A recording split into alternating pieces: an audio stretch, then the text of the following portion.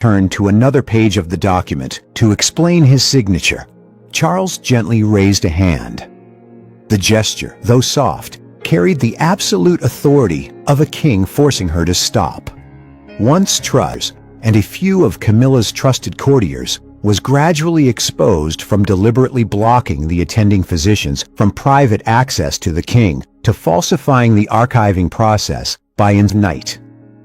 Under the strict supervision of Sir Timothy Laurence, the data storage servers of the Queen's office and the document logbooks were brought to light. Royal legal experts swiftly peeled back layer after layer of information. Each infraction committed by the team of private lawyers had shattered into pieces. All explanations became meaningless. He turned toward the telephone, pressing the emergency speed dial for the Royal Chief Legal Counsel and the head of Human Resources. In less than 10 minutes, an urgent and top-secret audit was activated in the dead of quiet medical treatment. The powerful monarch's absence from public events not only left a massive void in diplomatic protocols, but also triggered an undercurrent of shifting dynamics within the highest echelons of the administration.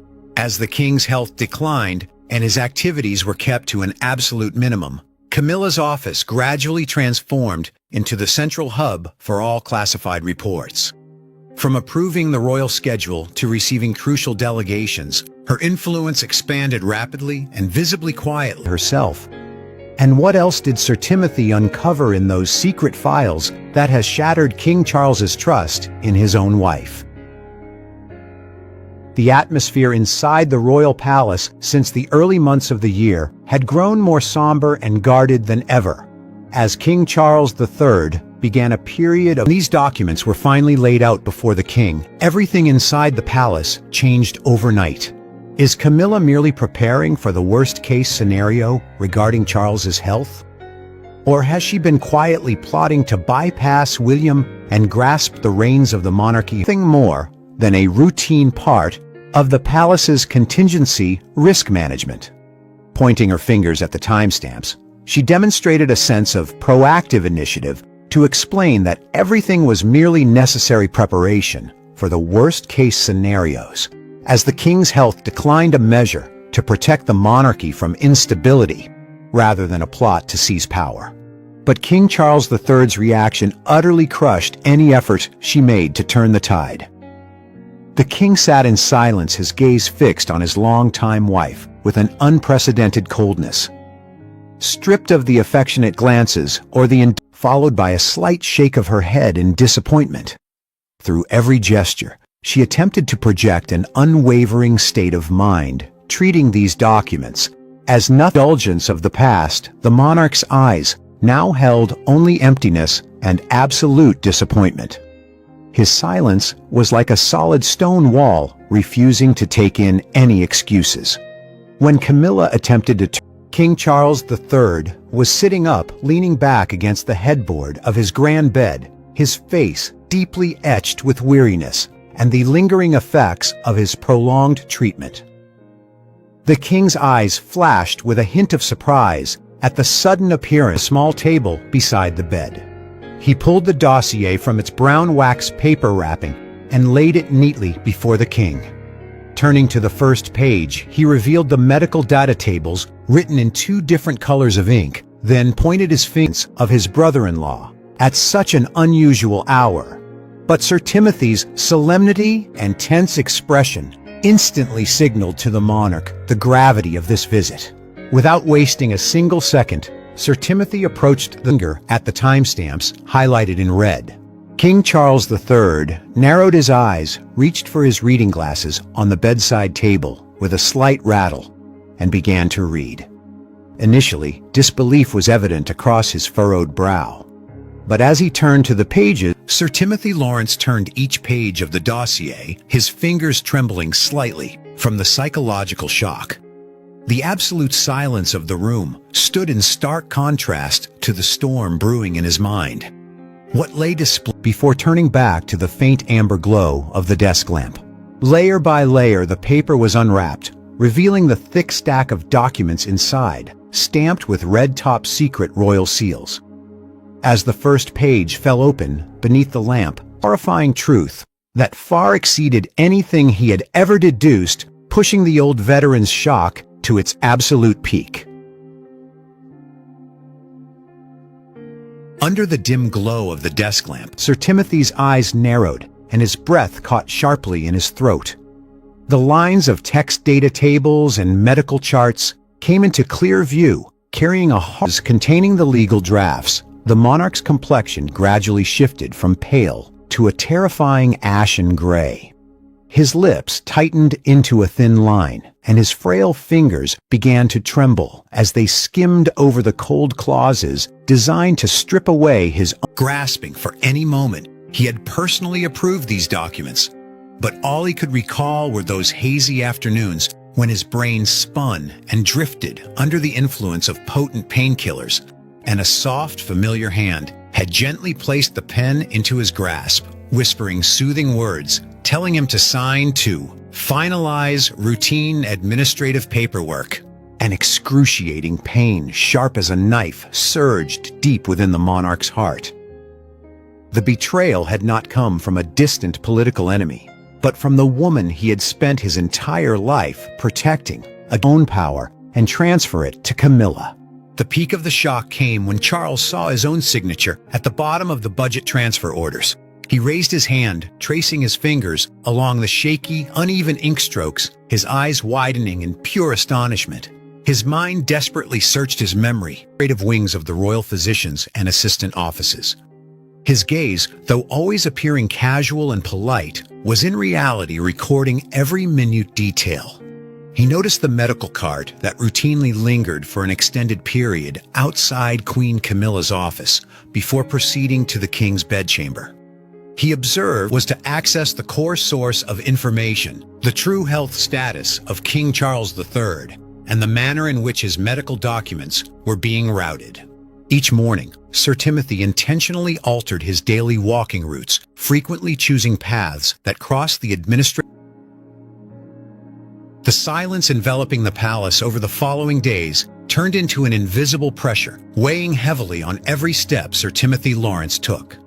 The first and most critical objective in his plan that the deep blue folders, the type exclusively reserved for top-secret medical reports, were invariably carried by Camilla's private secretary rather than being delivered directly by the head physician, as the palace's strict time-honored protocols had always required. Medical records were instantly fed into shredders reduced to harmless strips of paper under the direct supervision of Sir Timothy Laurence.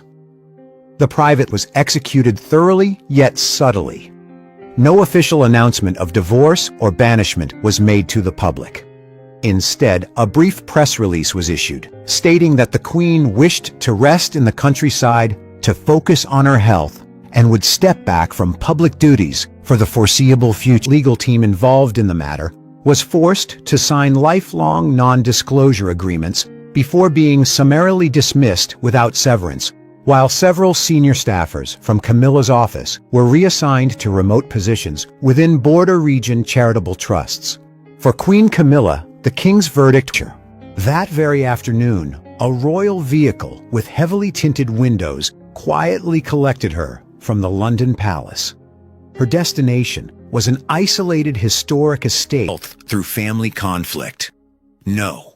The only person with the authority and standing to end this nightmare was King Charles III himself.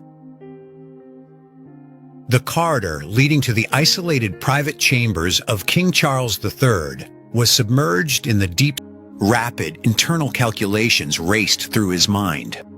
Passing these documents to William at this moment could trigger an open confrontation, forcing the young prince into an impossible position and risking the worsening of the king's health. Stillness of the night.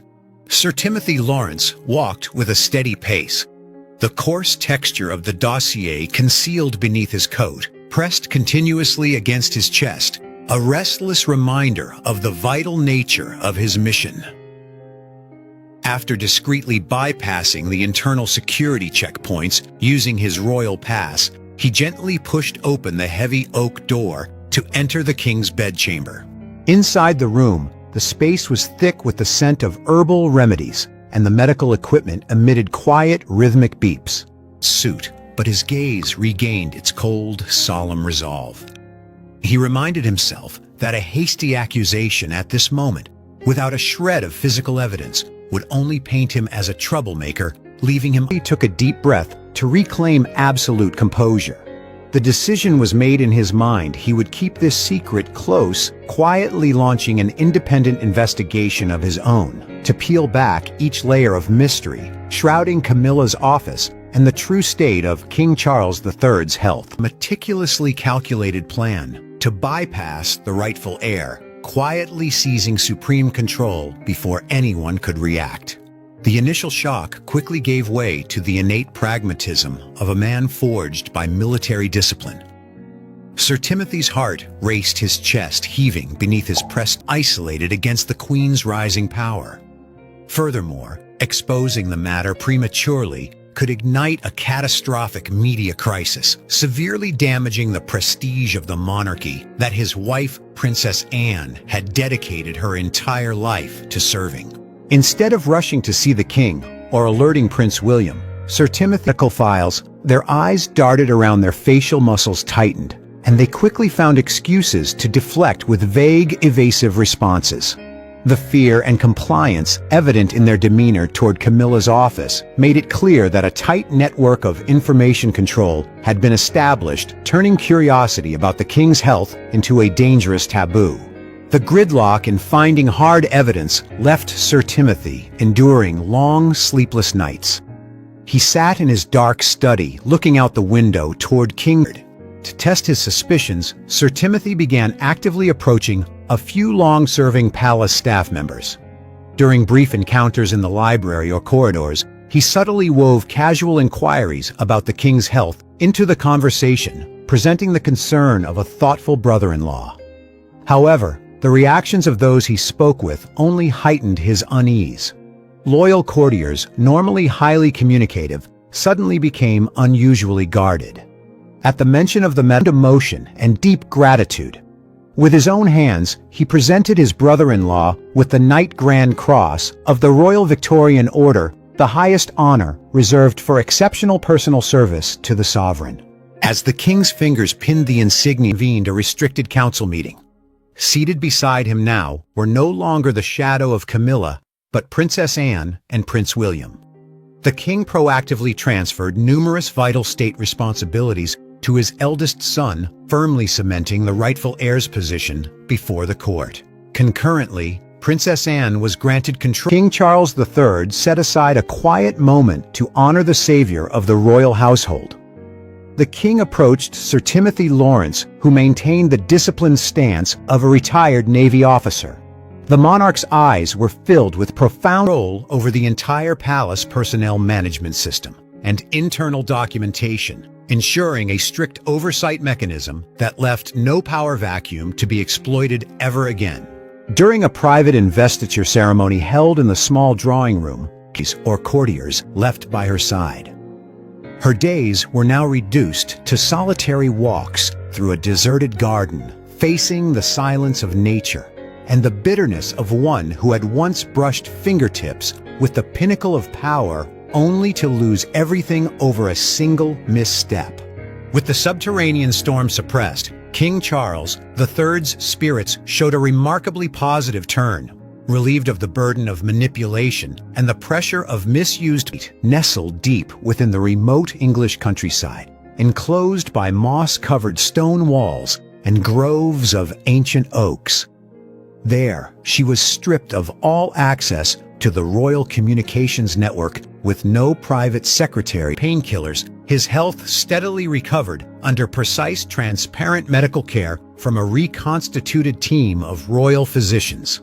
The king's complexion regained its color, and his eyes recovered the sharp intellect inherent to a seasoned monarch. To swiftly stabilize the administrative machinery, the king immediately felt like a hammer blow to his long-standing faith and loyalty. Sir Timothy's mind immediately raced to piece together all the unusual behavior and the avoided glances from palace staff over the past months. He realized with a jolt that this was no mere sharing of a sick husband's burden. It was at the door. Highly sensitive phrases like, "Prepare for the transition," "Finalize the legal drafts early," and most tellingly, "Minimize any interference from William's side," repeatedly struck his ears. Every word down a deserted corridor leading toward the royal library. Near the turn into the small drawing room, he froze as he caught the low-guarded sounds echoing from behind a half-closed wooden door. It was the unmistakable voice of Camilla in deep conversation with one of the most trusted courtiers from her office. Standing motionless in the shadows of the corridor, Sir Timothy strained every sense to catch the loaded whispers slipping through the crack of harsh reality and silence. Charles opened his eyes. The vulnerability of a betrayed husband vanished, replaced instead by the cold, decisive resolve of the head of the House of Windsor. He looked directly at Sir Timothy, offering a slight nod in place of a profound expression of gratitude against the onslaught of public scrutiny, the one he trusted with both his crown and the most vulnerable, fragile corners of his life during his days of illness. Charles let the dossier drop loosely onto the bed and leaned his head fully against the headboard, his eyes closed tightly to suppress a helpless sigh. His chest heaved violently, his breathing growing fractured, betraying a complete collapse of faith. Yet the blood of a king would not allow him to remain broken for long in the face of a crisis. After a few minutes of enduring the mood and recognition for his brother-in-law's absolute loyalty, the king reached out toward the specialized, secure internal telephone at his bedside. Rather than alerting Prince William or summoning the royal security detail actions that could instantly trigger an uncontrollable chain reaction, Charles' experience managing extensive military personnel files, Sir Timothy immediately cross-referenced the signing timestamps marked on the documents with the king's medical treatment logs from the earlier section. A chilling reality materialized. Every single moment of signing correlated perfectly with the days the king had just undergone high-dose painkillers and by the woman he trusted most. A cold shiver ran down Sir Timothy's spine. The dossier in his hands suddenly felt as heavy as a live explosive that could detonate the entire House of Windsor if leaked to the public. Strong sedative infusions periods when his mind was at its weakest and most vulnerable to manipulation. The king had signed orders stripping away his own power and that of his son during drug-induced delirium, guided and quietly pressured. Timothy's gaze locked onto an appendix of documents. In the bottom corner of the legal drafts and budget transfer orders, King Charles III's signature appeared in its familiar blue ink, yet the strokes were visibly shaky, broken, and lacking the decisive strength of his everyday signing hand. Drawing on his experience, the underground transition of power unfolded within the heart of the palace, with a stillness that was terrifying in its intensity. To preempt a media crisis that could destabilize the very foundations of the monarchy, King Charles' of medication, his stature at this moment radiated supreme majesty. In a flat, emotionless tone, the king delivered his final verdict. Decrees revoking all of Camilla's administrative powers were drafted on the spot. From this moment on, her office would be dissolved, and all of Charles III chose an internal resolution cloaked in the highest tier of secrecy. The forged legal instruments, the drafts amending the Regency Act, and the distorted authority to represent the king in state affairs and internal royal matters was completely terminated. A new order, strict and cold, was officially established to isolate the woman who had once stood at the pinnacle of dynastic power. Fading footsteps that soon died away. The room returned to its initial stillness, but the atmosphere had now completely transformed. Sir Timothy stood motionless by the desk, his hands gripping the dossier that felt as heavy as an anchor. He stepped carefully toward the door, sliding the bolt into place as quietly as possible, extended an arm, holding a thick file wrapped securely in unmarked brown wax paper. The eyes of the two men locked for a brief moment, one filled with urgency. Queen Camilla's office, someone he frequently saw organizing files for her during the day. The assistant did not step fully into the room, their eyes betraying sheer panic as they constantly glanced backward, terrified of being followed. Without a word, the assistant tremblingly and entrusted desperation. The moment Sir Timothy reached out to take the dossier, the assistant instantly pulled back, turned, and vanished into the darkness of the corridor, as swiftly as a ghost, leaving only the sound of fate of heading toward the king's study, were now rushing in and out of Queen Camilla's office with intense frequency. He knew all too well that Prince William, the eldest son and rightful heir to King Charles, was shouldering heavy public duties outside the palace, inadvertently consolidating the palace's power into a single source. This systemic shift could not escape the notice of Sir Timothy Laurence, a retired Royal Navy officer, and the husband of Princess Anne, King Charles III's sister. As the king's brother-in-law, he held access to the most private internal quarters, creating a distinct distance from the matters unfolding at the center of power. Camilla's quiet yet fierce assent left the old veteran deeply concerned about an unofficial restructuring scenario being put into place. The turning point that pushed Sir Timothy's suspicion to its peak occurred late one afternoon, as he was striding with a keen eye for identifying even the subtlest disturbances. Lately, Sir Timothy's mind had been continuously weighed down by growing suspicion. Through regular observation, he noticed that high-ranking courtiers and legal teams, instead of Charles III's biological markers and chemotherapy progress issued directly by the attending medical team. The data indicated that the king's body was responding well to the regimen, malignant cells were being contained, and a prognosis of a full recovery was well within reach. However, immediately behind each of those original pages was an altered copy stamped over with the seal of Queen Camilla's office. Within these modified documents, medical terminology had been maliciously rewritten. Positive developments were distorted into severe debilitation. Stable vitals were elevated to red alert levels, and a falsified conclusion stating that the monarch was highly unlikely to resume state duties in the long term was printed in bold at the bottom of the pages. Sir Timothy realized the dark purpose behind it. To contemplate before his eyes was not merely standard medical diagnoses, but a campaign of systematic and sophisticated disinformation that was terrifying in its execution.